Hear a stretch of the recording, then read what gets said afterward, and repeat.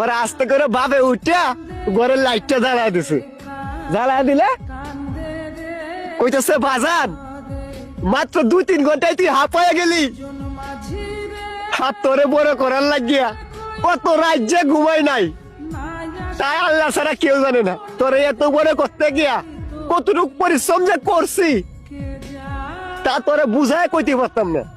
মাত্র 2-3 ঘন্টায় তুই হাঁপায়া গেছস।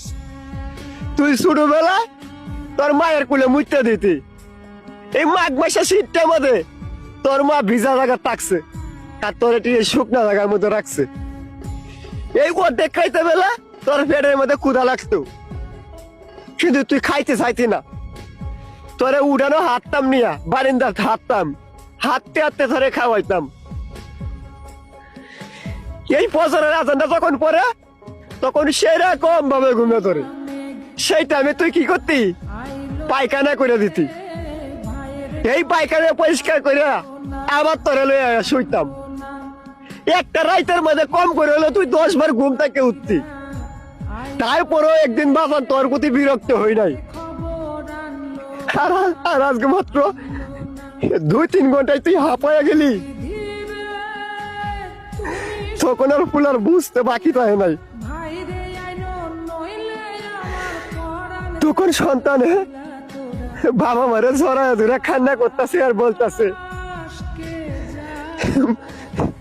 আমারও বুঝার বাকি নাই, আমি বুঝা গেছি বাবা এই পৃথিবীর সবকিছু ঋণ শোধ করা গেলেও কোনোদিনও বাবা মার ঋণ কখনো শোধ করা যায় না।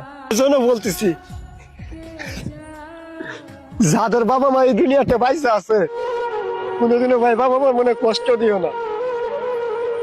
তুমি একদিন বুঝতে পারবা একটা সন্তানকে বড় করতে গেলে বাবা মার কতটুকু পরিশ্রম যে করতে হয়। বাবা মার মনে কষ্ট দিলে আল্লাহর আরশ পর্যন্ত কেঁপে যায়। তাই বলতেছি ভাই কোনোদিনও বাবা মার মনে কষ্ট দিও না।